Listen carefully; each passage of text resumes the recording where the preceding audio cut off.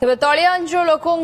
उद्धार करी विभिन्न आश्रयस्थल स्थानांतर एवं जाजपुर रे जोंठी बड़ बन्यार आशंका अनेक अंचल जाजपुर रे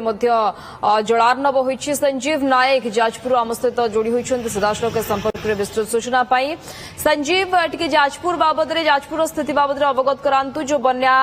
कथा कहा जाउछि किभଳି भाबरे केउ केउ अंचल विशेष भाबरे प्रभावित होईछि बा प्रभावित होबार आशंका रहिछि प्रशासनिक सहायता से अंचल पई किभଳି भाबरे रहिछि स्थिति कौन ग्राउंड रे। हाँ देखिए प्रथम दृश्य देखु बर्तमान आम अच्छु बर्तमान जाजपुर मोटरांगपाल जोटा कि यही जो रास्ता होची भद्रक सताबर को बर्तमान जोगाजोग करे देखिए लोक जाऊँच सीधा सड़क किभଳି भावे लोकंकर पाखापाखि 4 फुट 5 फुटर पानी रही लोक मान रोड कटअप होती बड़ कथा कहवा जो आम जो जगह छिड़ा होइछु ये हूँ जाजपुर ब्लॉक पणसा पंचायत मोटरांगपाल देखिए पाखापाखि ये जो बिंधाण आउ पणसा रही मोटरांगपाल ए पाखापाखि 200 परिवार एवं भी जलबंदी रही जदियो जिला प्रशासन तरफ गत काली किसी इभाक्यूएसन करा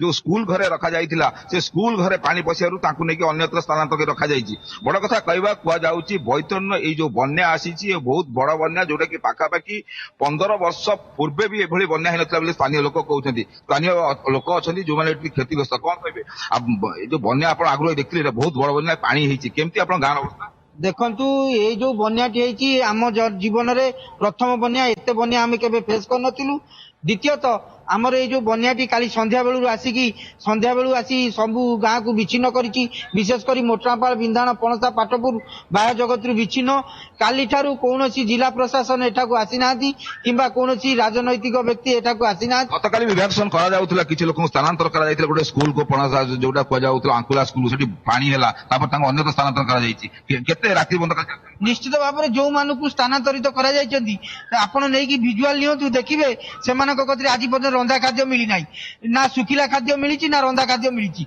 चूड़ा गुड़ किछि मिलिनी से माने नाई न होइतबा अवस्था रे हाँ हेलो देखिए बर्तमान ये अवस्था रही बर्तमान ये जो पानी जमी ये पानी द्वारा देखिए पाखापाखि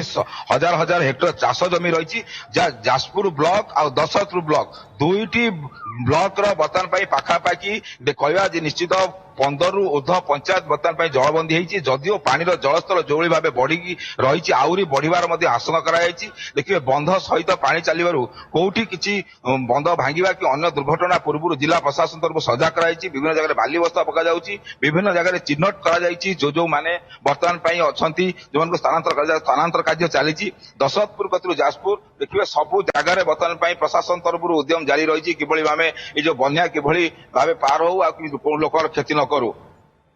ओके संजीव धन्यवाद सविस्तर सूचना पाई। जाजपुर किभଳି भाव स्थिति रही विस्तृत भाव सूचना दूसरे आम प्रतिनिधि संजीव नायक। धन्यवाद संजीव सविस्तर सूचना पाई। भाई नालंदा अछि परा नालंदा रे 92% सीट फिलअप करकी बीपीओटी सीट फिलिंग रेशियो रे नंबर 1 अछि। चले नालंदा कॉलेज जिबा।